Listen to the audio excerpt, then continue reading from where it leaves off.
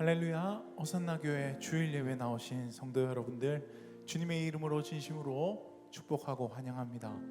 우리 영상 예배로 들으시는 성도님들, 주님의 이름으로 축복하고 환영합니다.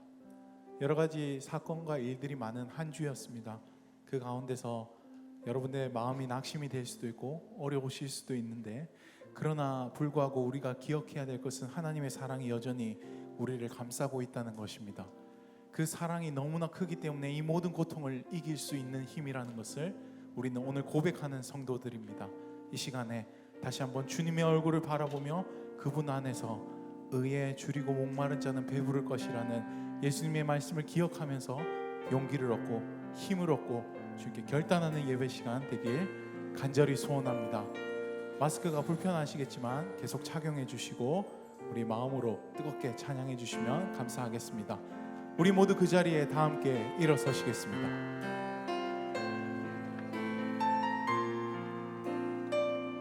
우리 주님은 마음이 상한 자를 고치시는 분이십니다. 우리 그 주님께 우리의 마음을 올려드립시다. 마음이 상한 자를 고치시는 주님, 하늘의 아버지 날 주관하소서. 주의 길로 인도하사 자유케 하소서. 새 일을 행하사 부게 하소서.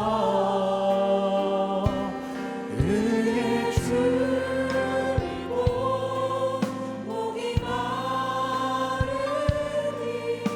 성령의 기름 부소서. 의의 줄이고 목이 마르니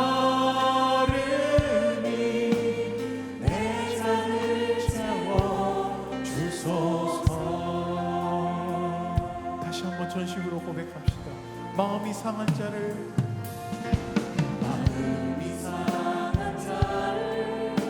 고치시는 주님, 하늘의 아버지 날 주관하소서. 주의 길로 인도하사 자유케 하소서. 새 일을 행하사 부게 하소서.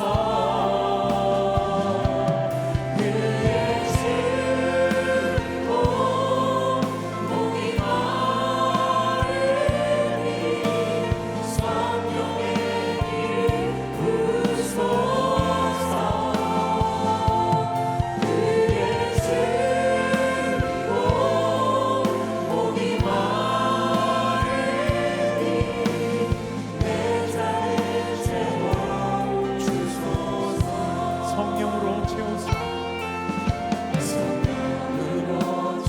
주복에 하소서. 주님의 임재 속에 은혜 알게 하소서.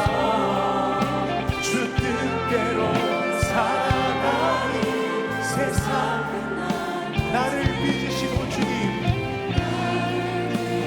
새날 열어주소서.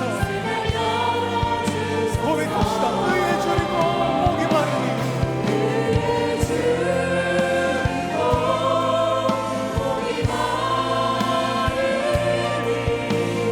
성령의 기름 부소서. 주님 성령의 기름을 부어주십시오. 의에 줄이고 목이 마른 자 성령의 기름을 부어주십시오.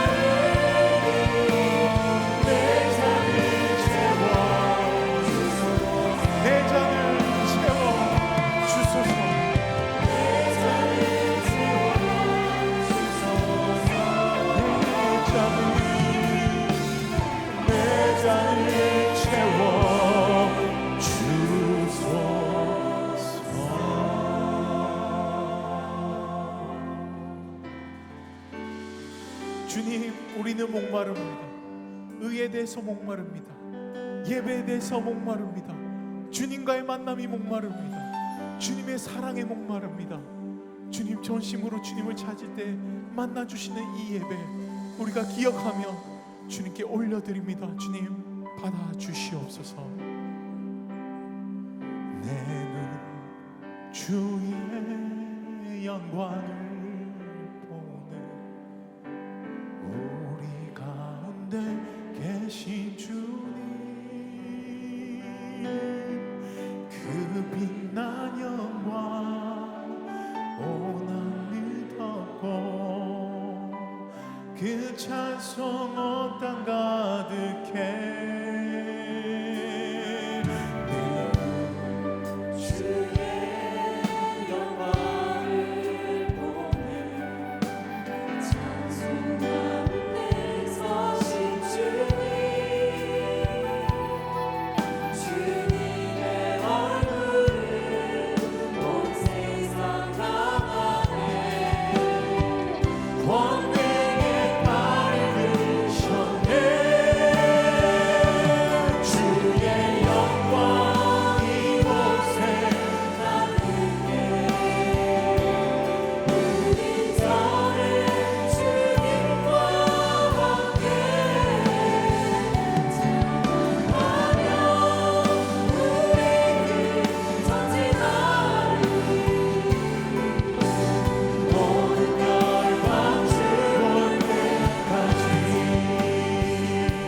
다시 한번 고백합시다.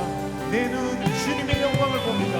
내 눈 주의 영광을 우리 가운데 계신 주님, 운행하시는 주님을 찬양합시다. 그 빛난 영광 온 하늘을 덮고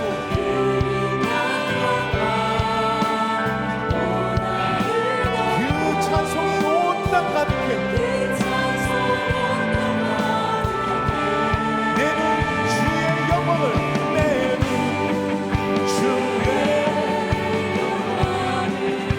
찬송 가운데 서신 주님, 주님의 얼굴이 온 세상을 향하여 우리를 향합니다.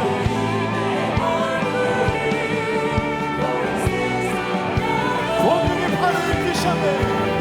권능의 팔을 드셨네. 주의 영광 우리 손에 주님과 함께 주님과 함께 섭니다. 찬양하며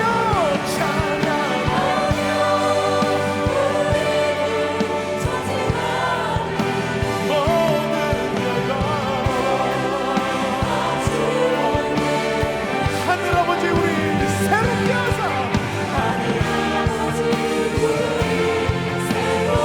이 열방 중에서 주님만을 섬기게 하소서. 모든 나라 일어나 찬송 부르며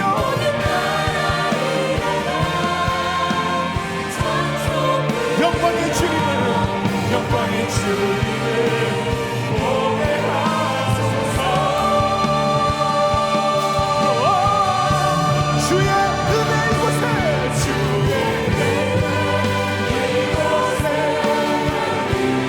우리 손에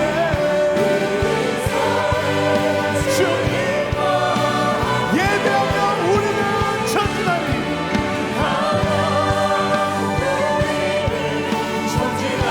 모든 열방이 주님을 볼 때까지 우리는 예배할 것입니다. 우리는 예배할 것입니다. 주의 치유 이곳에, 주의 치유 이곳에, 이곳에 주의 치유가 주님과 우리 예배하면서 전진할 것입니다. 예배하며 전진하 모든 열방이 주님을 볼 때까지 우리는 예배할 것입니다.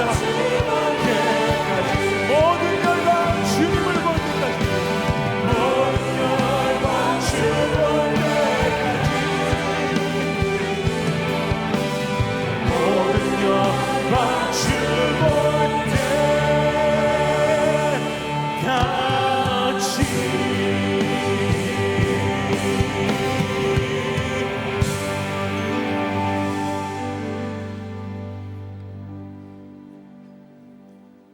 묵상으로 기도하심으로 우리 예배를 주 앞에 올려드리겠습니다. 함께 묵상으로 기도하시겠습니다.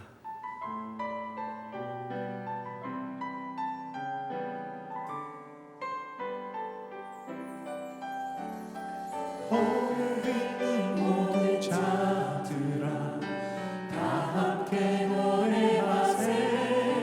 그는 선하시고 인자하신 나의 주. 온 마음으로 주 송축하라. 그는 위대하신 왕, 십자가의 사랑 온 땅에 우리 모두 다 함께 찬양합시다.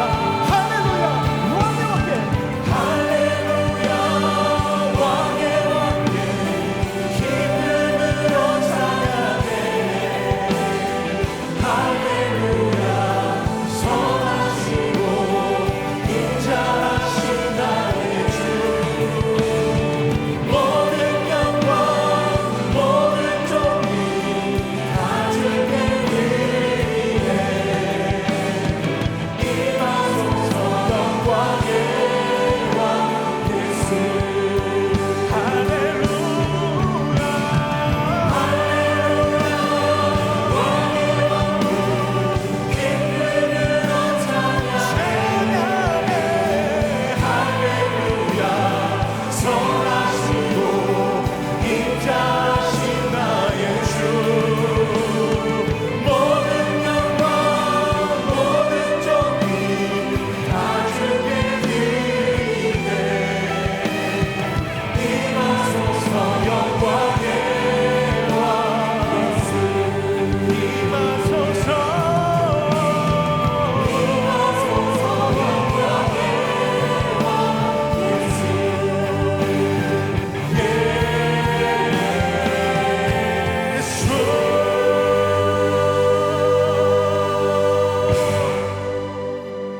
다 함께 사도신경으로 우리의 신앙을 고백하겠습니다.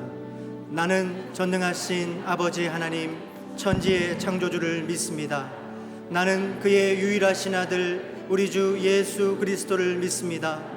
그는 성령으로 잉태되어 동정녀 마리아에게서 나시고 본디오 빌라도에게 고난을 받아 십자가에 못 박혀 죽으시고 장사된 지 사흘 만에 죽은 자 가운데서 다시 살아나셨으며 하늘에 오르시어 전능하신 아버지 하나님 우편에 앉아 계시다가 거기로부터 살아있는 자와 죽은 자를 심판하러 오십니다.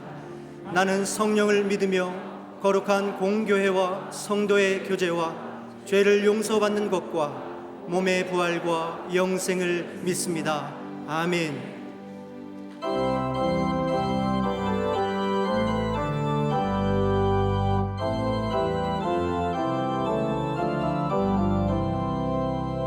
내 주는 강한 성이요 방패와 병기 되시니 큰 환난에서 우리를 구하여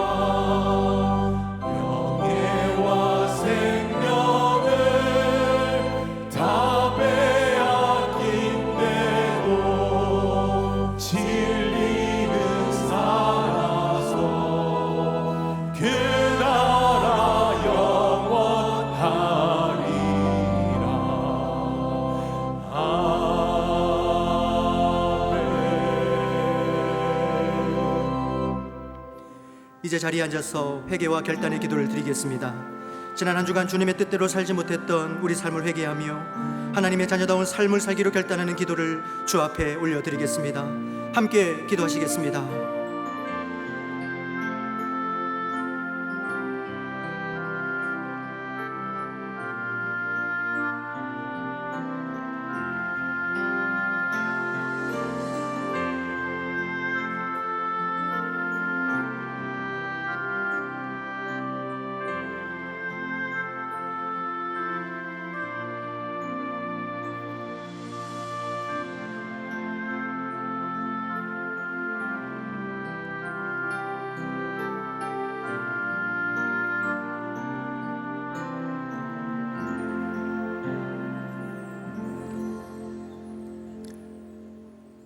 살아계신 하나님 아버지, 허물과 죄로 죽었던 우리를 살리시고 오늘 또 영생의 자녀로 우리를 불러주셔서 주님 앞에 예배자로 서게 하심을 감사드립니다.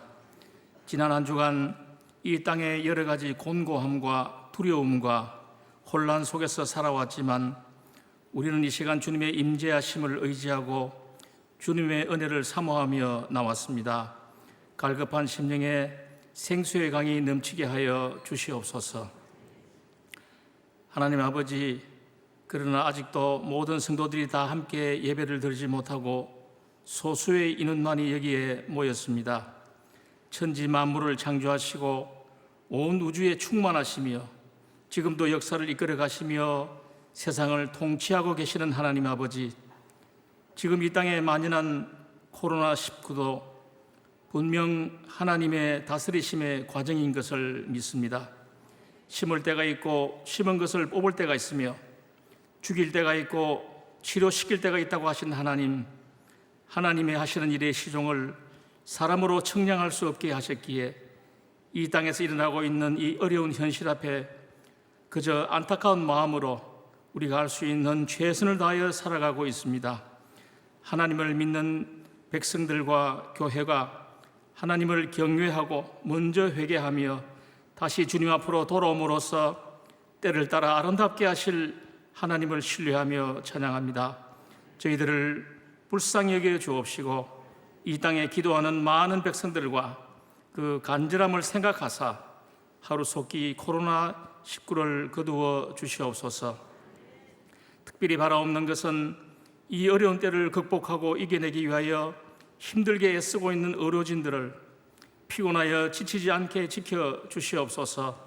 또 백신 연구와 치료약을 개발하기 위하여 노력하고 있는 연구자들에게 큰 지혜와 성과를 주셔서 생육하고 번성하여 땅에 충만하고 땅을 정복하라는 말씀을 잘 이루어가게 하여 주시옵소서. 그리하여 교회가 다시 회복되며 잃어버린 양떼를 다시 찾아서 모든 성도들이 함께 모여 예배하며 찬양하며 영광을 돌리는 날이 속히 돌아올 수 있도록 인도하여 주시옵소서.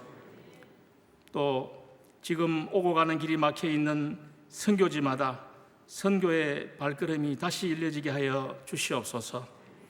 하나님 아버지, 주님의 백성들의 깨어 있어서 나라를 위한 기도를 쉬지 말게 하옵시고 지금의 차별 금지로 포장된 비성경적인 정책들과 하나님의 이름과 교회를 훼손하려는 사탄의 세력들을 능히 대적하며 하나님의 영광을 나타내게 하여 주시옵소서.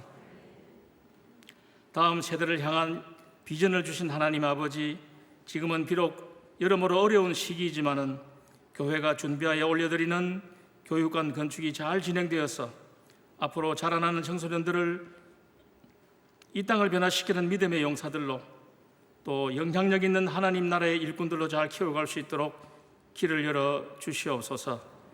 오늘도 유진소 담임 목사님을 통하여 하나님의 말씀이 대언될 때에 성령의 인도하심으로 우리의 마음에 큰 감동이 일어나며 생각이 변하며 새로운 신앙의 결단이 있게 하여 주시옵소서. 지금 영상으로 예배를 드리고 있는 각 가정의 성도들에게도 동일한 은혜를 베풀어 주시옵소서. 모든 말씀을 우리 주 예수 그리스도 이름으로 기도드렸습니다. 아멘.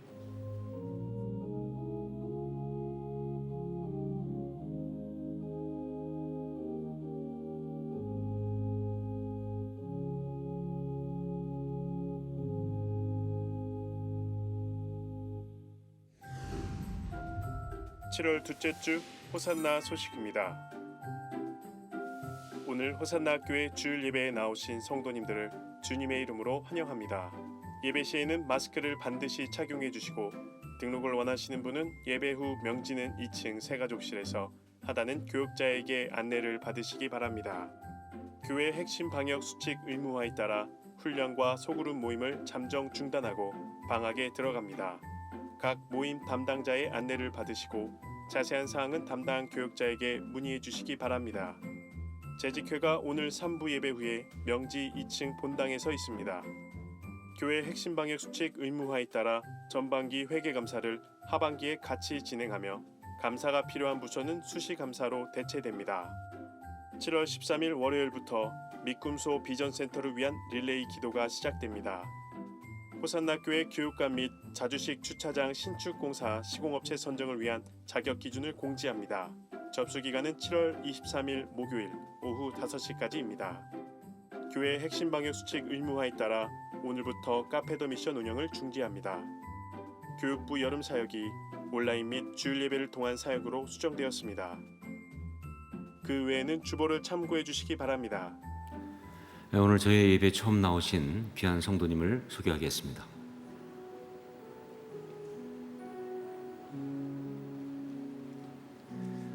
기도하겠습니다.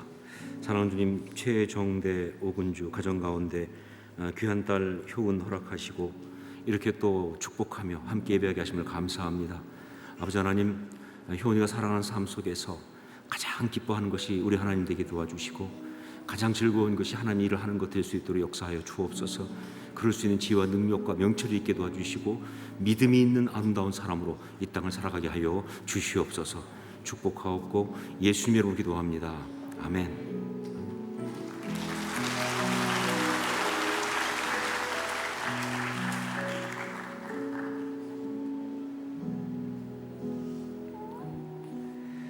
기도하겠습니다. 사랑하는 주님, 허정환, 장진호 가정 가운데 귀한 딸 나연 허락하시고 또 이렇게 예배하며 축복하게 하심을 감사합니다. 하나님이 특별한 섭리 가운데 이 딸을 이곳에 보내셨사오니 아버지 하나님, 이 딸이 살아가면서 믿음의 가정 가운데서 정말 아름답게 성장하고 그리고 또 많은 사람에게 하나님의 사랑을 전할 수 있는 귀한 딸 되게 하여 주시옵소서. 무엇보다 참된 예배자로 설 수 있도록 나연을 축복하여 주시옵소서. 주의 은혜가 늘 함께하기 원합니다. 축복하옵고 예수님으로 기도합니다. 아멘.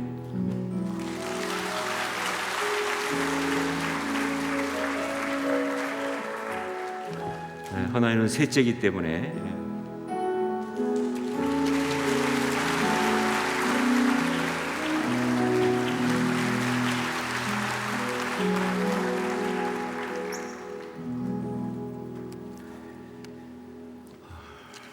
교회 소식 몇 가지를 말씀드립니다. 먼저 지난 수요일 날 정부에서 방역 지침 가운데 특별히 교회가 지켜야 될 것을 발표를 했습니다. 그래서 교회 소모임 금지 이렇게 돼서 저희도 어쩔 수 없이 그걸 따라야 되는 상황이 되었습니다. 지난 금요일로 발동되었는데 다행히 예배는 드릴 수 있는데 여러 소모임들을 하지 마라.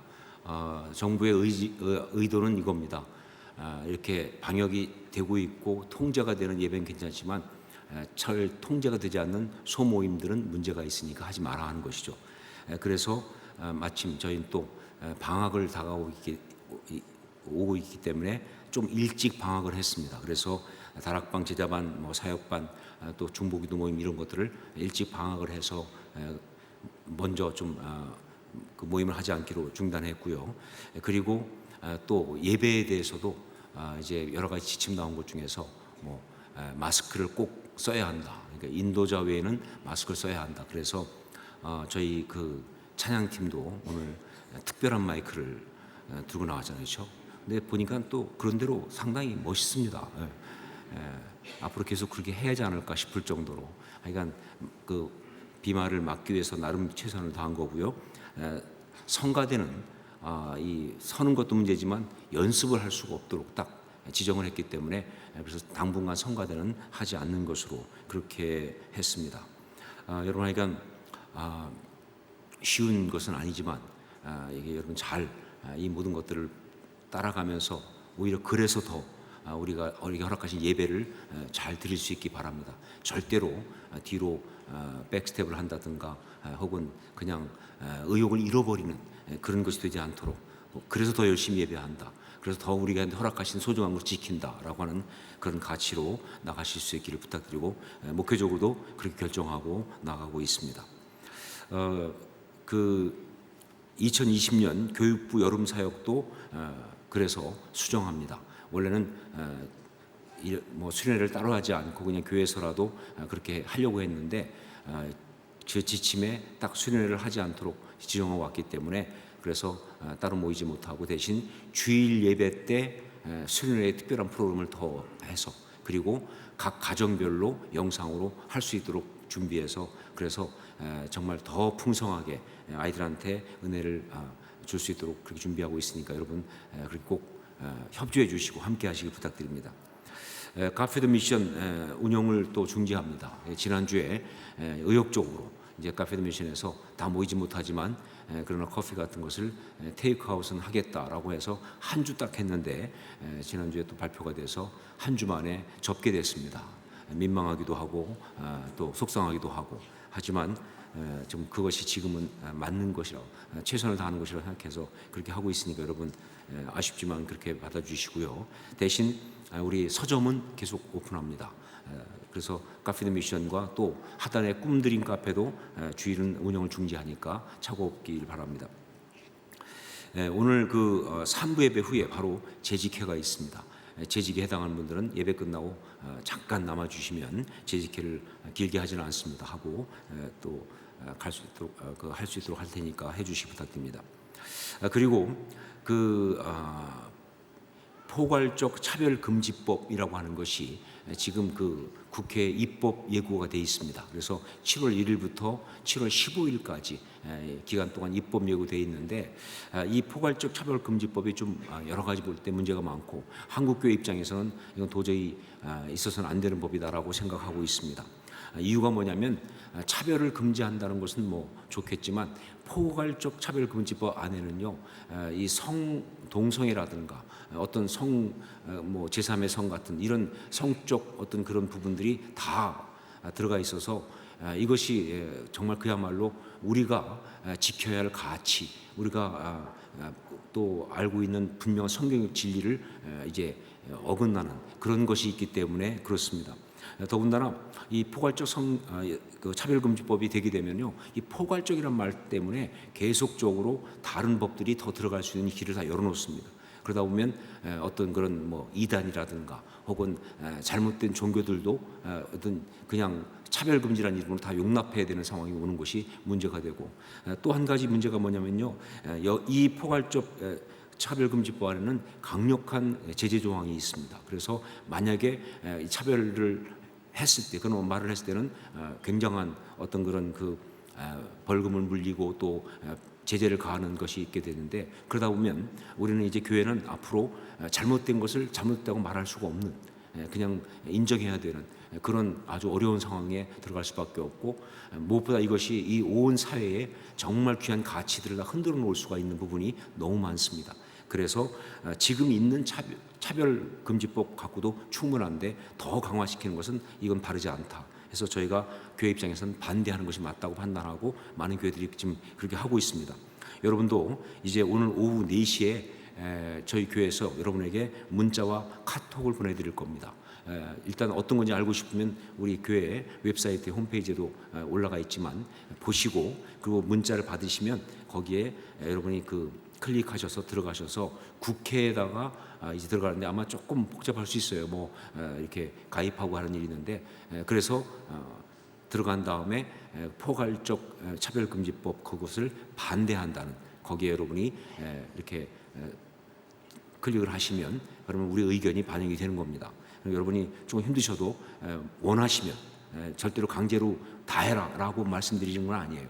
본인이 이것이 정말 신앙적으로 볼 때 맞다라고 하는 것으로 받아들여지고 교회가 하는 방향을 내가 동의한다 하는 마음이 있으시면 가서 반대를 꼭 눌러주시기 부탁드립니다.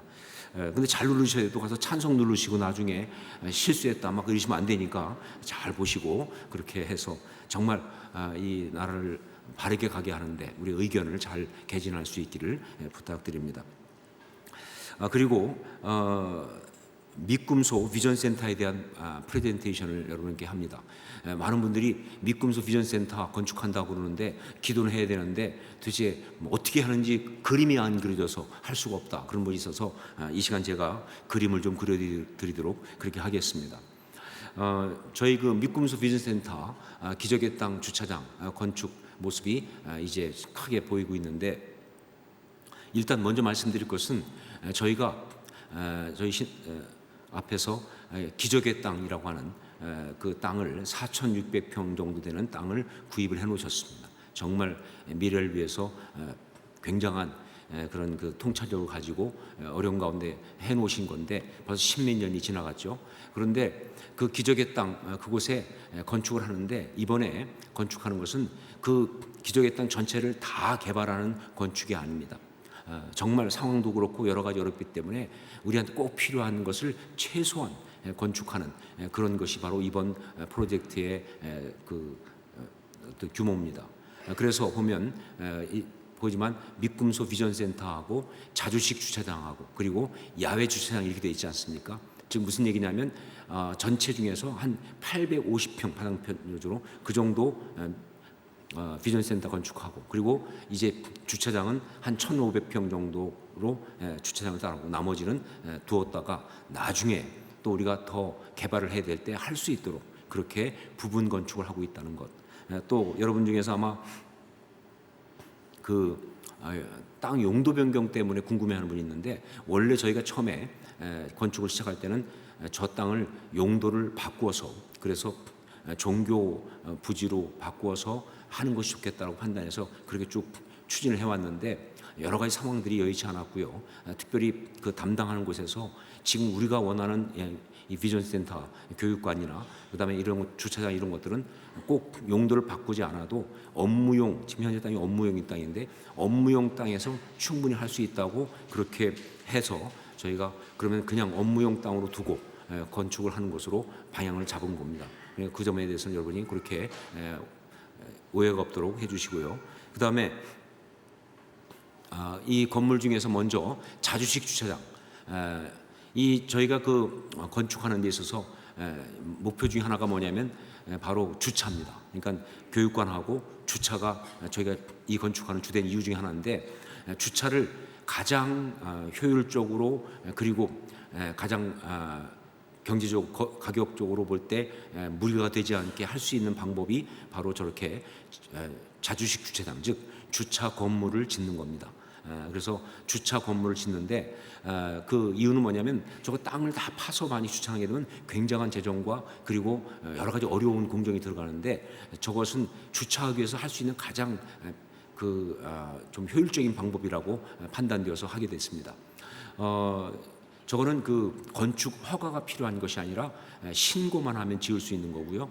그 다음에 지금 그 8m까지 해서 4개 층 정도 주차를 할 수 있게 그렇게 돼 있고, 그다음에 저거는 건축 용적에도 들어가지 않아서 나중에 저희가 다른 건축을 할 때도 얼마든지 할 수 있는 어떤 그런 여유가 있게 돼 있습니다. 뿐만 아니라 저거는 그 나중에 혹시 철거하게 되면은 건축 그 어떤 폐기물이 되는 것이 아니라 자재로서 쓸 수 있는 활용할 수 있는 그런 부분까지 있어서 여러 가지를 볼 때 지금은 최선의 대책이라고 생각하고 결정을 했습니다. 조금 모습은 아무래도 일반 건물보다는 좀 못할지 모르겠지만 주차하기 위해서는 최상의 방법이었습니다. 그래서 저기에는 그 4계층으로 주차를 하게 되는데 전체 주차 대수는 660대 정도를 주차할 수 있습니다. 지금 현재 저희 기적의 땅 전체에다가 지금 그냥 나대지에 주차하는 것이 주일마다 한 500대 정도 주차합니다. 그러니까 저 건물 하나 가지고도 그보다 훨씬 많이 주차할 수 있고요. 나머지까지 다 합하면 그렇게 되면은 건축이 끝났을 때 저희가 한 850대 정도를 주차할 수 있는 그런 것이 됩니다. 그리고 이어서 이제 미꿈소 비전센터 보시는데 저 비전 센터를 건축하면서 제일 먼저 좀 중점 두었던 것 중에 하나가 뭐냐면 현재 있는 건물과 잘 매칭이 되는 것, 이게 중요했습니다.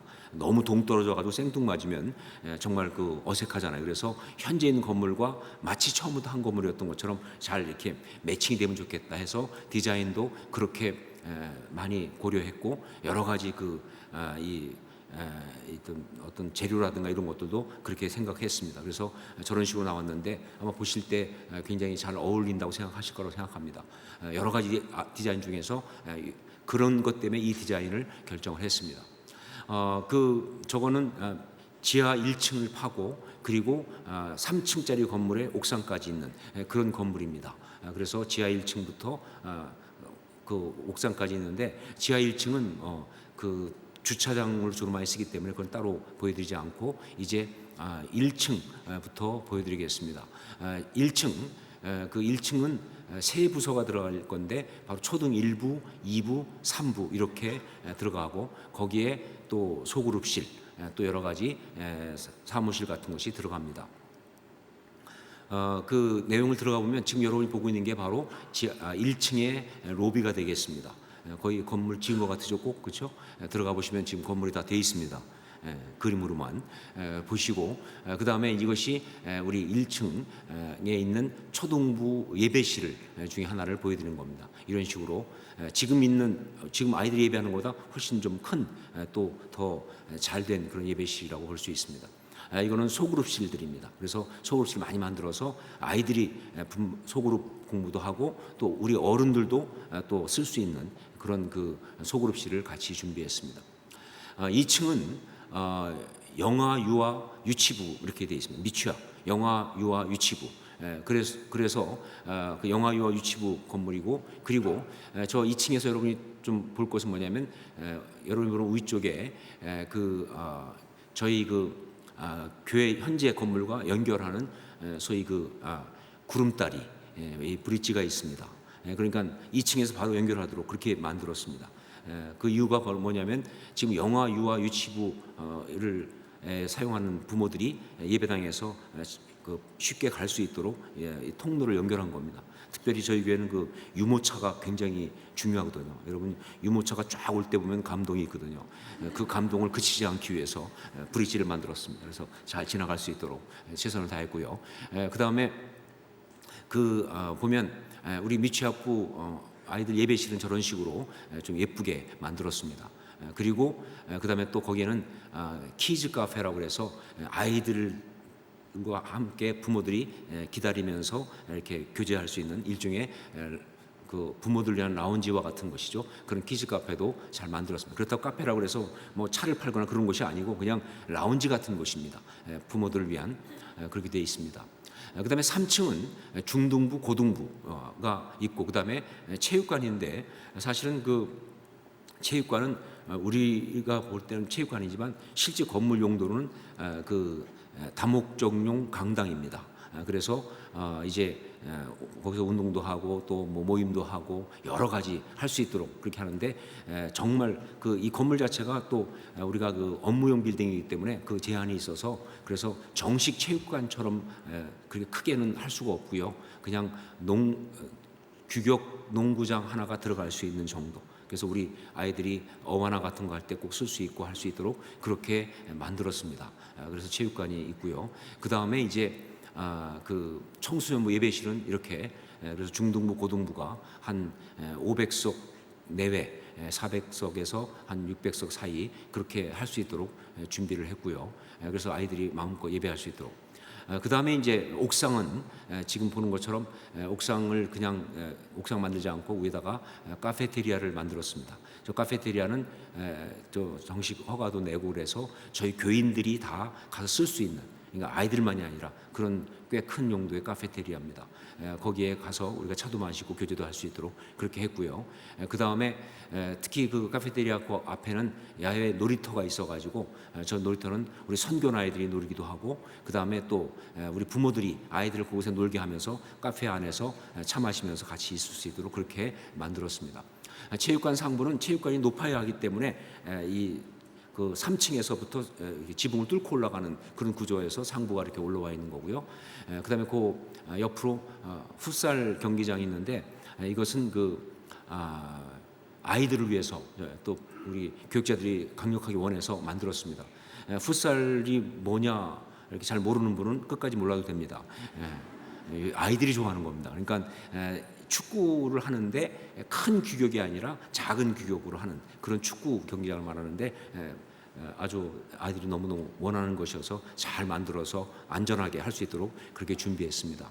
이것이 지금 저희가 준비한 미꿈소 비전센터의 모습입니다. 여러분 하여간 기도를 해주셔야 하고 또 함께 꿈을 꾸셔야 합니다. 정말 지금 어려운 줄 알지만 이 일을 하는 것은 정말 한때 대구에서 한참 어려울 때 어떤 신문에 나왔던 기사, 제가 제일 은혜 받았던 것 중에 하나처럼 정말 펜지꽃을 심는 마음으로 하는 겁니다. 힘들지만 어떤 할머니가 그래도 펜지꽃은 심어야 한다 했을 때 정말 감동이 있더라고요. 어렵지만 다음 세대를 위해서 우리가 펜지꽃을 심는 마음으로 이 건축을 진행합니다. 그래서 잘 될 수 있도록 정말 아주 실속 있게 그렇게 잘 지을 수 있도록 여러분이 기도해 주시고, 특별히 오늘 우리 공고를 냈는데 그 공고는 시공업체 자격 공고입니다. 입찰을 위해서 먼저 자격 공고를 냈는데 정말 좋은 시공업체들이 많이 들어와서 우리가 한테 필요한 건물을 잘 지을 수 있도록 그렇게 기도해 주시고요. 특별히 오늘부터 내일부터 릴레이 기도회를 시작합니다. 그래서 건축될 때까지 릴레이 기도회. 그래서 월요일 아침 6시부터 해가지고 저녁 10시까지, 그래서 매일 그런 식으로 하면서 주일까지 기도하는데, 이렇게 한 주간 동안 그렇게 해보니까 1시간씩 기도를 맡았을 때 98명이 필요한 것이 나왔어요. 그래서 아마 각 마을별로 주간이 결정됐고 그 마을 전체에게 98번까지 번호표가 나갔을 거예요. 그런데 우리 내일부터 시작하는 공동 마을은 벌써 이미 나오자마자 몇 시간 만에 다 했다고 그래요. 성도들이 얼마나 믿음이 좋은지. 저는 좀 자신이 없었거든요. 어떻게 1시간을 기도해 그랬는데 성도들은 훨씬 더 믿음이 있어서 제가 믿음이 없고 제가 회개했습니다. 그러니까 여러분 1시간을 맡아서 그 시간 교회 와서 하셔도 되고, 그 다음에 아니면 집에서 해도 되고 있는 곳에 해도 되고, 그 시간만큼을 딱, 예를 들면 내가 20번을 맡아서 그러면 20번이 아마 수요일 뭐 이렇게 될 수도 있고 화요일 할 때겠죠. 화요일 되지 않습니까? 그러면 화요일 정도에 그 시간을 딱 맡아서 교회에서 준 제목 가지고 기도해 주시면 정말 건축될 때까지 온 성도들이 매 시간을 같이 기도를 릴레이하면서 갈 수 있습니다. 여러분 거기에 꼭 함께 참여해 주시고 기도해 주시길 부탁드립니다. 정말 하나님이 원하시는 아름다운 교회를 세워가기 원하고 그런 역사가 될 줄로 믿습니다. 다른 것들은 주보를 참조하시고 우리 헌금을 해서 한번 기도하겠습니다. 사랑하는 주님, 은혜를 감사합니다. 예배드리며 이 시간 또 주 앞에 예물을 올려드립니다. 우리의 마음을 받아주시고 우리 예물을 받아주시고 우리의 이 고백을 받아주시옵소서. 정말 코로나19로 어렵고 그래서 여러 가지 힘든 것이 많은데 그 가운데서 정말 우리에게 있는 이 귀중한 가치, 예배를 정말 붙잡고 나아갑니다. 주님, 정말 이런 마음으로 예물을 드리오니 받아주시고 이 땅 가운데서 어느 곳에 있든지 주의 사람으로, 주님께 온전히 헌신한 사람으로 아름답게 살 수 있도록 저희를 축복하시고 저희 삶 가운데 구체적으로 능력과 은혜를 더하여 주시옵소서. 주님 사랑합니다. 예수님의 이름으로 기도합니다. 아멘.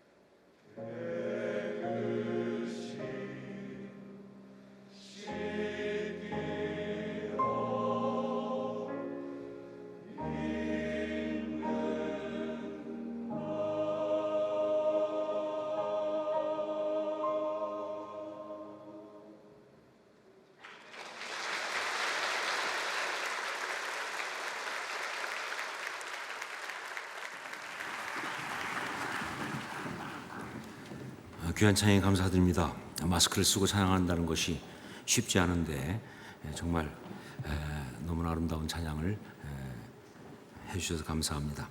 말씀을 함께 나누겠습니다. 사도행전 20장 7절로 12절까지 말씀입니다. 사도행전 20장 7절로 12절까지 말씀을 한 절씩 교독하겠습니다. 제가 먼저 7절 말씀 봉독합니다. 그 주간의 첫날에 우리가 떡을 떼려 하여 모였더니 바울이 이튿날 떠나고자 하여 그들에게 강론할새 말을 밤중까지 계속하매 우리가 모인 윗다락에 등불을 많이 켰는데 유독으로 하는 청년이 창에 걸터 앉아 있다가 깊이 졸더니 바울이 강론하기를 더 오래 하매 졸음을 이기지 못하여 3층에서 떨어지거늘 일으켜보니 죽었는지라. 바울이 내려가서 그 위에 엎드려 그 몸을 안고 말하되 떠들지 말라, 생명이 그에게 있다 하고 올라가 떡을 떼어 먹고 오랫동안 곧 날이 새기까지 이야기하고 떠나니라. 사람들이 살아난 청년을 데리고 가서 적지 않게 위로를 받았더라. 아멘. 바울 사도가 마게도냐를 떠나서 닷새 만에 드로아에 도착을 했습니다. 드로아, 그곳은 바로 바울이 2차 선교여행 당시에 그 유명한 마게도냐 사람 환상을 봤던 바로 그곳입니다. 바로 거기 가서 1회를 머물게 되었는데 그 마지막 날이 주일이었습니다. 자, 그런데 그 날이 바로 바울에게는 예루살렘을 향해서 떠나기 바로 전날이기 때문에 그러다 보니까 말씀을 전하되 아주 늦게까지 하게 되었고요. 그래서 사람들이 많이 모였는지 2층에다가 등불까지 많이 켜놓고 일종의 부흥회를 하게 된 것이죠. 바울이 위대한 설교가인지 그건 잘 모르겠지만 그러나 한 가지 분명한 것은 설교하기를 좋아하는 사람인 것은 분명하다 하는 것이죠. 그러니까 그런 사람이 다음 날 떠나면 어쩌면 다시 못 볼지도 모르는 그런 상태에서 마지막 유언 같은 설교를 하는데 얼마나 길게 했겠습니까?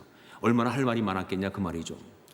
그래서 밤은 깊어가고 그리고 바울의 설교는 계속되고 사람들은 정말 은혜를 받고 있고 적어도 바울은 그렇게 생각하고 진짜인지 모르지만 참 좋은 밤이었다 하는 것이죠. 너무너무 아주 좋은 그런 밤이었습니다. 자, 그런데 갑자기 일이 터진 것입니다. 한 청년이 2층의 창가에 걸터 앉아 있다가 그만 졸다가 떨어진 거예요. 그리고 죽은 것입니다. 사고가 일어났습니다. 그것도 사람이 죽는 아주 심각한 사고가 일어난 거예요. 큰일 날 뻔했다 정도가 아니라 큰일이 난 것입니다. 사도행전을 기록한 누가는요, 의사입니다. 자, 그런데 그가 이 사고를 말하면서 떨어져 죽은 것처럼 되었다라고 말하지 않고 뭐라고 말했느냐? 일으켜보니 죽었는지라 라고 말했다는 것은 결국 그가 진짜 죽었다는 뜻이죠. 참 좋은 밤이었는데 갑자기 돌발적인 사고가 일어난 거예요. 그러면서 바울과 그 신앙 공동체에 굉장한 어려움이 온 거예요. 그들이 정말 아주 심각한 위기에 빠지게 된 것이죠. 자, 그런데 이 이야기가 지금 우리한테 그냥 남들 이야기처럼 지나갈 수 없는 이유가 있어요. 이것이 정말 우리한테 정말 심각하게 다가올 수밖에 없는 이유가 있어요. 바로 뭐냐면요, 그런 어떤 이야기가 바로 그 어떤 사고 이런 것들이 우리한테도 똑같이 일어날 수가 있다는 것 때문에, 즉 이 모든 이야기가 바로 우리가 살아가고 있는 이 삶의 어떤 실존적 모습이라는 것 때문에 그런 것이죠. 그래요, 우리의 삶은요 정말 이런 식의 사고와 운영 앞에 그야말로 무방비로 노출되어 있습니다. 이런 일이 일어나지 않기를 정말 원하고 바라고, 그리고 절대 그래서는 안 된다고 그렇게 강조하지만, 그러나 정작 그런 사고와 그런 어려움이 닥치고 일어나게 되면 일어날 뿐 우리는 그걸 막을 방법이 없어요. 아무런 대책이 없다는 것이죠. 이게 바로 우리가 살아가고 있는 이 삶의 실체입니다. 바로 그래서 우리는 불안한 것이죠. 바로 그렇기 때문에 우리는 두려움에 떨 수밖에 없는 것이다. 자, 그런데 더 기가 막힌 것은 뭐냐? 이런 사고와 어려움이 믿는 사람이라고 그래서, 신앙생활을 열심히 한다고 그래서 예외가 되는 것이 아니라는 거예요. 오늘 말씀을 보십시오. 우리 7절 말씀을 함께 읽겠습니다. 7절 같이 읽습니다. 그 주간의 첫날에 우리가 떡을 떼려 하여 모였더니 바울이 이튿날 떠나고자 하여 그들에게 강론할세 말을 밤중까지 계속하매. 예, 다른 날도 아니고 그 주간의 첫날, 즉 뭐예요? 주일이었습니다. 그리고 다른 것도 아니고 우리가 떡을 떼려 하여 모였더니 뭐예요? 예배드리기 위해서 모인 교회였다는 거예요. 그리고 정말 다른 시간도 아닌 말씀을 듣고 은혜를 받고 있는 바로 그런 시간이었다는 것이죠. 그런 시간에 사고가 일어난 거예요. 그래요. 삶을 위기에 몰아넣는 이런 사고와 위험은요, 신앙인이라고 해서 피해가지 않습니다. 신앙이 있다고 해서 막을 수 있는 것이 아니라는 것이죠. 제가 미국에서 한 번은 성도님 가운데 한 분이 제게 와서 자기가 말씀 묵상하면서 받은 은혜를 나눠주는데 굉장히 은혜를 받은 적이 있습니다. 이분은 그때 그 딸이 하나 있었는데 그 딸이 대학을 가게 됐습니다. 자, 그런데 딸이 정말 열심히 공부를 해서 신앙도 좋고 그래서 대학을 갔는데 동부에 있는 소위 아이비 리그 중에 하나인 대학에 가게 된 거예요. 얼마나 감사해요. 얼마나 좋아요. 그래서 딸을 보냈어요.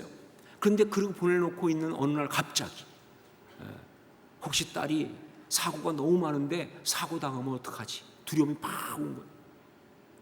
사고가 이렇게 많은데 딸이 혹시 사고를 당하면 어떡하지? 두려움이 팍 오고 또 뭐예요? 그 많은 유혹들이 있잖아요. 뭐 여러 가지. 그 유혹에 딸이 넘어가면 어떡하지? 두려움이 팍 온 거예요. 그러니까 마음이 불안해서 견딜 수가 없더라는 거예요. 그래가지고 막 기도하면서 그러고 있는데 그때 큐티를 하게 됐는데 그 큐티 본문이 요한일서 5장이었다고 합니다. 자, 그런데 그 요한일서 5장 말씀을 정말 사모하는 마음으로 큐티를 하고 있는데 그 가운데 놀랍게도 거기에 18절 말씀이 있더라는 거예요. 하나님께로부터 난 자는 다 범죄하지 아니하는 줄을 우리가 아노라. 하나님께로부터 나신 자가 그를 지키심에 악한 자가 그를 만지지도 못하느니라. 이 말씀을 보는데 말이죠, 정말 악한 자가 그를 만지지도 못한다는 말씀이 그대로 그냥 마음에 들어오면서 말이죠, 정말 기쁨과 확신이 왔다는 거예요. 그래, 우리 주님이 지키시면 내 딸을 악한 것이 만지지도 못한다 하셨다. 너무 감사하고 너무 기뻐하고 정말 그 마음을 주 앞에서 정말 그 기쁨을 누리고 있는데, 그런데 조금 있다가 마음에 이내 들어온 생각이 하나 있었습니다. 뭐냐? 그러면 이 말씀이 주님이 지켜주셔서 우리 딸에게는 어떤 사고나 어떤 어려움이나 유혹 같은 것이 임하지 않는다는 뜻인가? 라는 질문이 올라온 거예요. 이분은 성경 공부를 한 분이기 때문에 이내 알았죠. 그럴 수 없다는 것을. 이게 절대 이 말씀이, 그러니까 이 딸에게는 주님이 지켜주시니까 어떤 위험도 어떤 사고도 어떤 어려움도 없다고 하는 그런 뜻이 아닌 것을 알고 있었던 것이죠. 그러면서 그러면 뭐야 하는 순간에 제 2차 은혜가 임하죠. 정말 이 말씀의 뜻을 깨닫게 됐는데 그것이 뭐냐? 그래, 이것은 절대로 그 모든 것으로부터 딸을 그냥 지켜주겠다는 뜻은 아니지만, 그러나 혹시 그런 것이 오고 어려움이 오고 유혹이 온다 할지라도 악한 것이 만지지도 못하느니라. 무슨 뜻이냐? 그것들이 그 딸의 마음속에 있는 그 소중한 것을 절대로 손상시킬 수 없다는, 그 아름다운 가치를 흔들 수 없다고 하는, 그것 때문에 그 딸이 망가지거나 어려움을 당하지 않을 거라고 하는, 오히려 그런 것 때문에 더욱더 그가 정금처럼 아름답게 나갈 수 있다고 하는 그런 뜻이구나. 악한 것이 만지지도 못하느니라, 그 뜻이구나. 자기가 그걸 깨달았다는 거예요. 그래서 너무 감사하고 정말 은혜를 받았다고 그렇게 이야기하는데, 저는 그분의 간증에 너무 은혜를 받아가지고 제가 하마터면 그분한테 헌금을 할 뻔했습니다. 여러분, 그렇습니다. 제가 여러 번 말씀드렸지만 예수 믿는다고 신앙생활 열심히 한다고 해서 이런 사고와 위험, 어려움, 이 모든 것이 다 무조건 막아지는 것 절대로 아닙니다. 물론 우리 주님이 지켜주시죠. 모든 위험에서 우리를 지켜주시고 가능하면 이런 사고나 위험을 막아주시는 거 맞습니다. 하지만 무조건적으로 그렇게 된다는 절대로 아니라는 거예요. 그러니까 믿는 사람에게도 이런 사고에 이런 위험들이 있을 수 있는 거예요. 그 삶을 위기에 빠뜨리는 그런 일들이 일어날 수 있다는 거예요. 여기 드로아에서의 이 바울과 성도들에게 이런 일이 있었던 것처럼 그렇게 말이죠. 그럼 뭐냐? 이런 사고와 위험 앞에서 신앙은 아무런 대책이 없다는 뜻이냐? 아닙니다. 이런 사고와 위험 앞에 신앙이 아무런 대책이 없는 것이 아니에요. 비록 이런 어려움이 닥쳐오는 것을 신앙이 다 막아주지는 않지만 그러나 그런 어려움이 왔을 때, 그런 사고를 당했을 때 그것을 어떻게 이겨낼 수 있는가, 여기에 대한 대답은 분명하게 주는 것이 바로 신앙이라고 하는 거예요. 예, 신앙은 바로 그 모든 어려움 속에서 그걸 이길 수 있는 대책이라는 거예요. 신앙만이 대책이라고 하는 거예요. 그 모든 것을 이길 수 있는, 이건 분명한 것입니다. 자, 그렇다면 이런 사고와 위험이 닥쳐왔을 때 신앙인은 어떻게 해야 하는가? 즉 신앙만이 대책이라고 했는데 그것은 구체적으로 무엇을 어떻게 하는 것을 말하는가? 바로 그것을 오늘 말씀에 사도 바울이 너무나 잘 보여주고 있어요. 보통 세상 사람 같았으면 아마 바울은 다음 세 가지 방식으로 이 사고를 대처했을 거예요. 이 사고가 일어났을 때 바울이 그냥 보통 세상 사람 같았으면 세 가지 방식으로 대처를 했겠죠. 하나가 뭐냐? 공격하는 거예요. 공격. 사람들이 어려움을 오게 되면 공격을 합니다. 특히 여기 졸았던 유두고에 대해서 말이죠. 왜 졸아가지고 말이죠. 이런 일을 치느냐는 거죠, 그렇죠? 그러니까 은혜 안 받고 좋으니까 이런 일이 벌어지는 거 아니냐. 또 심하게 말하면 졸음 마귀가 들어갔다, 막 이렇게 말할 수 있는 것이죠. 혹은 그 많은 자리 놔두고 왜 하필이면 3층에 가서 창가에 걸터 앉아가지고 일을 치느냐, 뭐 이렇게 말할 수도 있겠죠, 그렇죠? 제가 주일학교 때 이 이야기를 처음 들었거든요. 그런데 주일학교 때 이 유도고 이야기를 들었을 때 정말 한심한 생각이 들더라고요.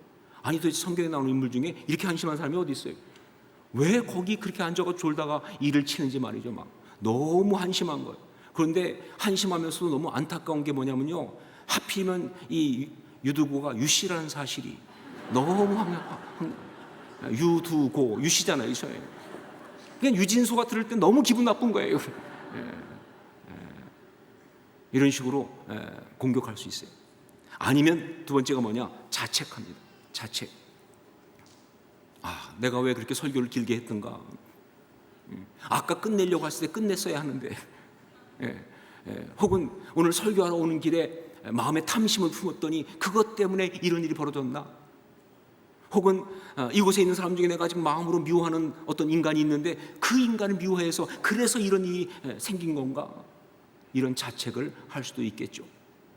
아니면 합리적으로 설명을 하려고 합니다. 이걸 갖다가 사람은 그래요. 어려움을 당하면 합리적으로 설명을 하고 싶어 해요. 합리적으로 설명하는 거예요.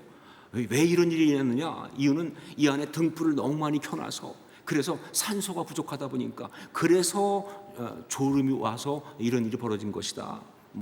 아니면 이 안에가 후덥지근하고 더운데, 그런데 이 창가에 가서 앉아 있다 보니까 밖에서 바람이 솔솔 찬바람이 들어오니까 너무 시원해서 그래서 졸음이 와서 떨어진 것이다. 죽어도 자기가 설교를 졸립게 했다는 말은 하고 싶지 않고 이런 식으로 막 하는 거예요. 그러면서 서둘러 정리를 하려고 합니다. 유두고, 그 이름이 보통 노예 이름이니까 노예 하나 죽은 거니까 그래도 그나마 좀 다행이다. 이런 식으로 어떻게 봉합을 하려고 한다는 것이죠. 자, 그런데 여러분, 이런 세상적이고 일반적으로 인간들이 하는 이런 모든 식의 시도는요, 하나도 도움이 안 됩니다. 아니, 상대를 공격한들, 자기 자책을 한들, 혹은 이유를 설명한들 뭐가 달라집니까? 오히려 이런 것들은요, 더 데미지를 크게 만들 뿐이에요. 더 많은 상처를 남길 뿐이다, 그 말이에요. 사고는 죄가 우리에게 덮쳐온 것입니다. 놀람과 두려움은요, 그 죄의 독입니다. 그러니까 이런 식으로 행동하는 것은요, 그 독을 줄이는 것이 아니라 오히려 그 독을 더 치명적으로 만드는 거예요. 자, 그러면 어떻게 하는 것이 신앙적인 행동인가? 바울은 이 상황에서 어떻게 행동했는가? 우리 10절 말씀을 함께 읽도록 하겠습니다. 10절 같이 읽습니다. 바울이 내려가서 그 위에 엎드려 그 몸을 안고 말하되 떠들지 말라, 생명이 그에게 있다 하고. 여기 나온 그 위에 엎드려, 그 위에 엎드려. 영어 성경 보니까 threw himself on the young man 그랬습니다. threw himself on the young man. 말 그대로 번역하면 뭐예요? 그 젊은 사람 위에 자기 자신을 던졌다. 그 젊은 사람 위에 자기 몸을 던졌다. 이게 답이에요. 몸을 던진 겁니다. 돌발적인 일들이 터졌을 때, 우리를 놀라게 하는 그런 일들이 터졌을 때 우리 삶을 뒤흔드는 감당 못할 그런 일들이 터졌을 때 신앙인이 보여줄 수 있는 이 신앙적 대처, 바로 이거다 그 말이에요. 놀라고 두려워서 그걸 어떻게 해보겠다고 남을 공격하거나 혹은 뭐 자책하거나 혹은 합리화하거나 이런저런 이유를 대거나 그런 것은 아니에요. 그것이 아니라 바로 신앙인은 어떻게 하느냐, 그 순간 몸을 던진다는 거예요. 이게 신앙인의 모습이에요. 참 신앙의 사람은 그렇게 몸을 던진다는 것이죠. 여러분, 야곱이 베델로 올라갔던 것처럼, 야곱이 그 삶에 가장 큰 위기가 왔을 때 그때 어떻게 했습니까? 베델로 올라갔잖아요. 야곱이 베델로 올라갔던 것처럼, 엘리야가 사르밧 과부의 아들이 죽었을 때 그를 데리고 자기의 거처에 들어가서 그 죽은 자의 몸 위에 자기 몸을 던졌던 것처럼, 그렇게 수넴 여인이 자기 아들이 죽었을 때 그때 엘리사에게 달려가서 엘리사의 발 앞에 몸을 던지고 그 발을 부둥켜 안고 그렇게 했던 것처럼, 그때 엘리사가 이제 결국 그 아들을 살리려고 가게 되는데 가서 그 아이 위에 엘리사도 자기 몸을 던졌던 것처럼. 그런데 여러분 아시지만 게하시는 안 그랬죠, 그렇죠? 게하시는 먼저 엘리사가 보냈을 때 이 지팡이 들고 와서 그 아이 위에 놓고는 안 일어나니까 그냥 다시 집어들었잖아요, 그렇죠? 여러분, 이게 게하시의 실패 이유입니다. 게하시는요, 이름이 나빠서 실패한 게 아니에요. 이 신앙이 없으니까 실패한 거예요. 이 신앙이 없기 때문에 그는 하나님의 사람이 될 수가 없었던 것이죠. 다니엘이 작정하고 금식하며 기도한 것처럼, 에스더가 죽으면 죽으리라 하면서 왕 앞에 나아갔던 것처럼, 예수님께서 겟세마네 동산에서 땀이 땅에 떨어지는 핏방울이 되도록 그렇게 기도하셨던 것처럼, 베드로가 옥에 갇혔을 때 그때 교회가 그를 위해서 정말 작정하고 하나님 앞에 간절히 기도했던 것처럼, 그렇게 여러분 성경에 나오는 모든 신앙의 사람들은 다 결정적인 순간에 몸을 던지는 사람들이었다. 이들은 모두가 다 결정적인 순간에 몸을 던지는 사람들이었다. 이게 중요한 거예요. 자, 그렇다면 몸을 던진다는 것, 그것은 무엇인가? 비유처럼 보이지만 몸을 던진다는 것은 결국 다음 두 가지입니다. 하나가 뭐냐? 상황 속에 몸을 던지는 거예요. 어디에 던지느냐? 상황 속에 몸을 던지는 거예요. 무슨 얘기냐면요, 회피하지 않는다는 것입니다. 도피하지 않는다는 것입니다. 도망치지 않는다는 것입니다. 그 모든 것을 직면한다는 거예요. 그냥 받아들이면서 말이죠. 인정할 건 인정하고, 감당할 건 감당하고, 정말 겪을 건 겪어가면서 그 모든 것과 직면하는 거예요. 여러분, 도망치기 시작하면요, 당하는 거예요. 도망치기 시작하면 당하는 거예요. 마귀는 그걸 원하고 있습니다. 바로 몸을 던진다는 건 무슨 뜻이냐? 상황 속에 그 몸을 던진다는 뜻이에요. 자, 그런데 이것만 갖고 안 되죠. 두 번째가 더 중요합니다. 그러면서 그것은 동시에 뭘 말하느냐? 바로 하나님 앞에 몸을 던지는 것이다. 하나님 앞에 몸을 던지는 것이다. 바로 이게 뭘 말합니까? 기도를 말하는 것이죠. 저는 그냥 기도가 아니라 이것을 몸을 던지는 기도라고 말하고 싶어요. 몸을 던지는 기도예요. 여러분, 기도는 우리가 알지만 하나님과의 대화라고 하잖아요, 그렇죠? 하나님과의 대화. 그런데 여러분, 대화는요 여러 가지 종류가 있는 거예요. 좋은 분위기에서 커피 마시면서 하는 대화도 있고요, 또 어떤 진지한 문제를 가지고 이렇게 서로 이렇게 이야기하면서 하는 그런 대화도 있습니다. 그러나 대화 중에 어떤 것이 있느냐? 아주 급한 일이 벌어지면요, 그러면요 그렇게 우아하게 그렇게 대화할 수 없어요. 정말 급하면요, 그냥 예의고 뭐고 할 거 없이 문 팍 열어 젖히고 그리고 뛰어들어가서 도와주세요, 이렇게 말할 수 있는 게 대화예요. 기도도 마찬가지입니다. 하나님과 교제하며 즐기는 기도도 참 좋고, 또 중요한 것을 갖다가 진지하게 하나님 앞에 계속 지속적으로 간구하는 것도 좋은 거지만, 그러나 때로 정말 상황이 급박하면요 이렇게 몸을 던지는 기도를 해야 되는 거예요. 이게 신앙의 모습이죠. 필요한 순간에 이렇게 한다는 거 말이죠. 자, 그러면 어떻게 우리가 이 필요한 순간에 이런 기도를 할 수 있을까? 바울 사도는 이런 상황 속에서 어떻게 그렇게 몸을 던질 수 있었을까? 어떻게 해야 우리도 이렇게 몸을 던질 수 있을까? 여러분, 사실 몸을 던지는 것은 정말 중요하지만 아무 때나 막 던지면 안 되잖아요, 그렇죠? 그러면 일이 커지죠, 그렇죠?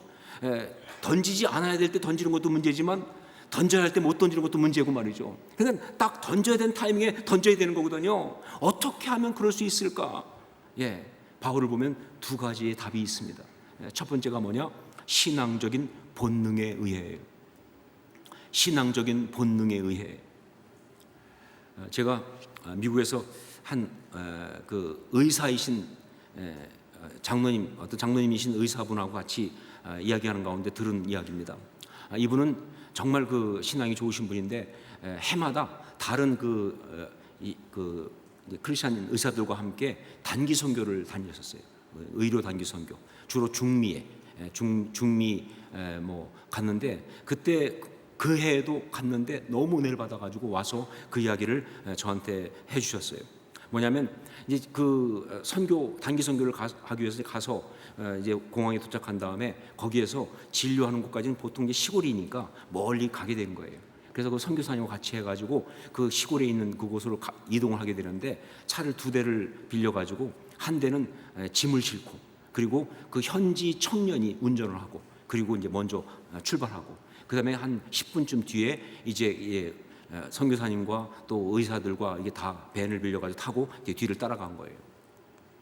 그래서 쭉 가다가 한참 가다가 이제 아무도 없는 벌판 같은 데를 지나가는데 딱 보니까 저 앞에 차가 하나 사고가 나서 굴렀더라고요. 그래서 혹시 가봤더니 자기들 앞에 갔던 그 차였다. 그 짐을 싣고 간 그 차가 사고를 당해서 굴른 거예요. 가봤더니 운전했던 사람은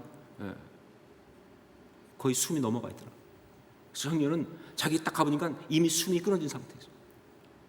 근데 의사들은 다 알잖아요.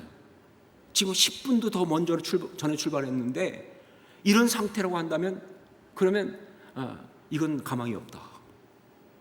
이미 숨이 끊어진 지 10분도 넘었는데 이건 불가능하다. 딱 오는 거예요. 이건 굉장한 일이 벌어진 거예요. 아주 힘든 일이 벌어진 거예요. 자, 그런데 그 상태에서 누가 말할 것도 없이 의사들이 말이죠. 그냥 그 숨이 멎은 청년 위에다가 손을 다 얹고 통성기도를 시작한 거예요. 그냥 통성으로 기도하면서 하나님 앞에 살려달라고 역사해달라고 막 기도하기 시작하는데 정말 성령 안에서 그 기도가 놀랍게 일어나기 시작했어요. 그냥 막 기도하는 가운데 진짜 기적이 일어났어요. 그 청년이 일어난 거예요. 살아났다는 거죠. 뭐 너무 의사들이 놀라가지고 그럴 때는 제일 많이 놀라는 게 의사들이 놀라더라고요. 그러니까 왜냐면 다 아니까 이건 있을 수 없는 일이 일어났으니까 너무 놀래가지고 막 그냥 찬양하고 감사하고 은혜 받고 막 진짜 영적 기쁨이 컸다고 그런 얘기를 쭉 하는 거예요. 야, 그날 의사 선생님이 저한테 막 신나서 간증하시는데 저도 정말 은혜를 많이 받았어요. 단 한 가지 문제가 뭐냐면 진료하면서 얘기를 하는 바람에 제가 진료를 받아야 되는지 은혜를 받아야 되는지 이게 헷갈려서 좀 그랬지만 말이죠. 너무너무 좋았어요. 저는 이렇게 봅니다. 이 이야기 중에 정말 중요한 포인트가 이거예요. 바로 그런 상황에서 의사 선생님들이 기도했다는 거예요. 전 그것이 바로 신앙적 본능이라고 생각합니다. 예, 의학적 지식 다 있어요. 이성적 판단할 수 있습니다. 상황도 다 알아요. 하지만 그것보다 먼저 그들 안에 있는 영적 본능이 작동한 거예요.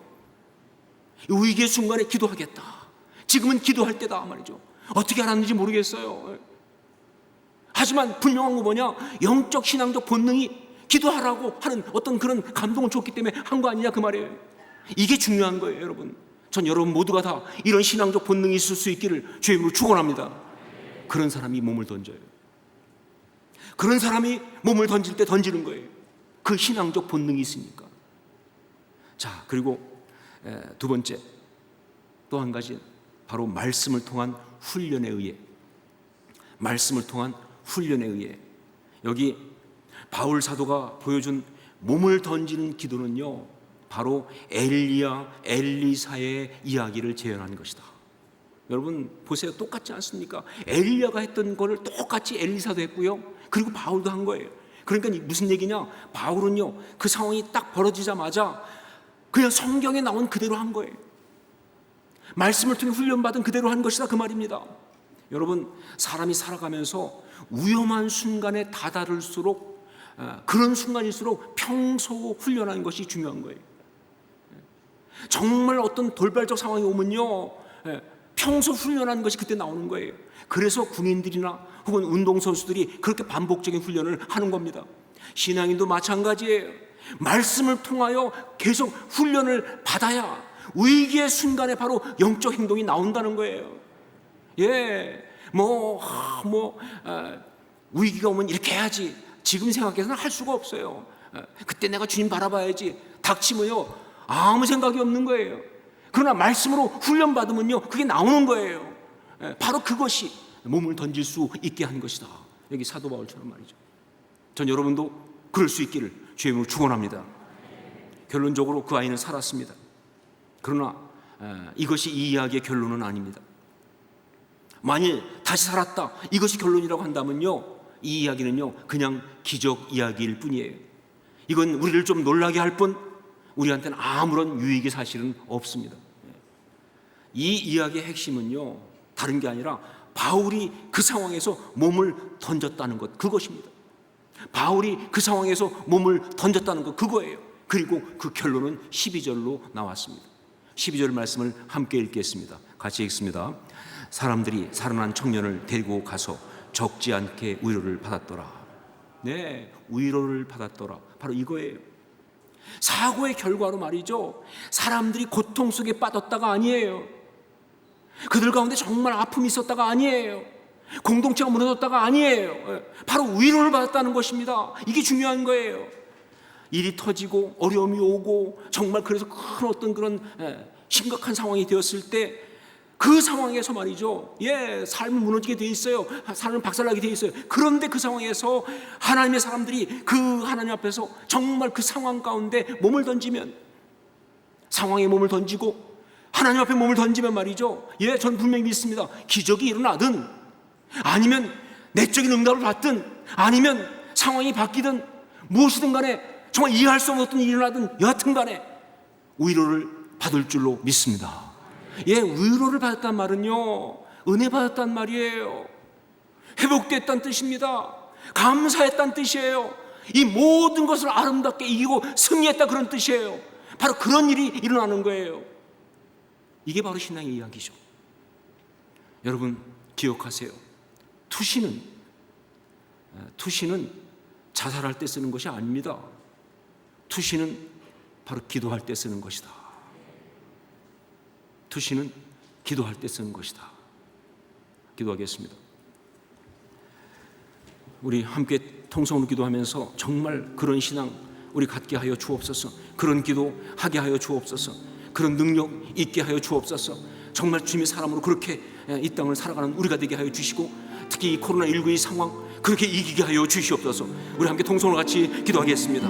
아버지 기도합니다. 하나님 아버지, 아버지 기도합니다. 하나님 정말 그런 사람 되기 원합니다. 역사하옵소서. 우리가 그리 나가게 오늘 축복하시고 붙들어 주옵소서. 이것이 우리 삶의 그런 이야기가 되게 도와주시고 은혜가 되게 하여 주옵소서. 성령이 함께 하신 사람을 주시고 정말 이 모든 것을 그리스도 역사에 인도하여 주옵소서. 하나님 아버지 나가옵니다. 성령님 함께 하옵소서.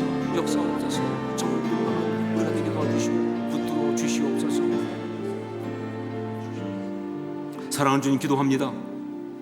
정말 삶 가운데 예기치 않은 상황들이 있을 수 있지만, 그러나 정말 우리가 믿음의 사람들 좀 그렇게 그 순간에 몸을 던지는 기도를 할 수 있는 그런 신앙의 사람 우리 다 되게 하여 주시옵소서. 그런 영적 본능 있게 도와주시고 그런 영적 훈련받은 사람 되게 도와주시고 그렇게 승리하게 하여 주시옵소서. 지금 이 코로나19의 이 상황도 그렇게 이길 수 있게 하여 주시옵소서. 주님 우리와 함께 하심을 믿습니다. 예수님의 이름으로 기도합니다. 아멘. 우리 자리에서 일어나서 함께 찬양을 드리겠습니다.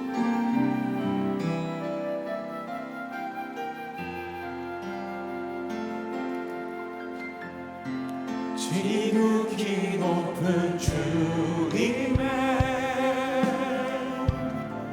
나 지성소로 들어갑니다. 세상의 쉴을 벗고서 주보자 앞에 엎드리 내 주를 향한 사랑과 그 신뢰가 사그러져 갈 때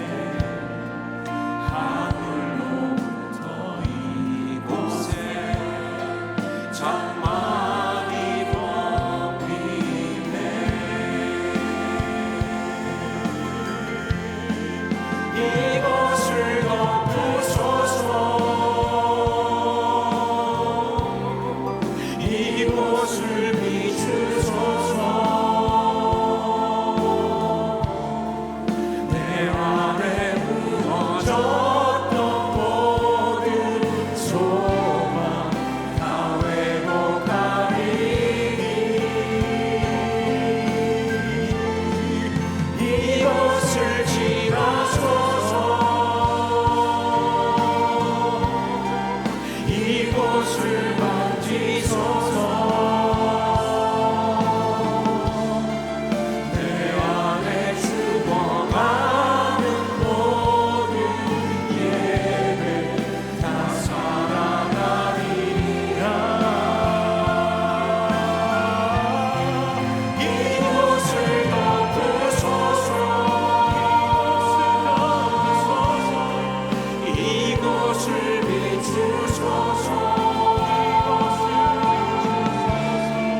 내 안에 무너졌던 모든 소망 다 회복하리. 이곳을 지어소서. 이곳을 만지소서. 내 안에 죽어가는 모든 예배 다 살아나리라.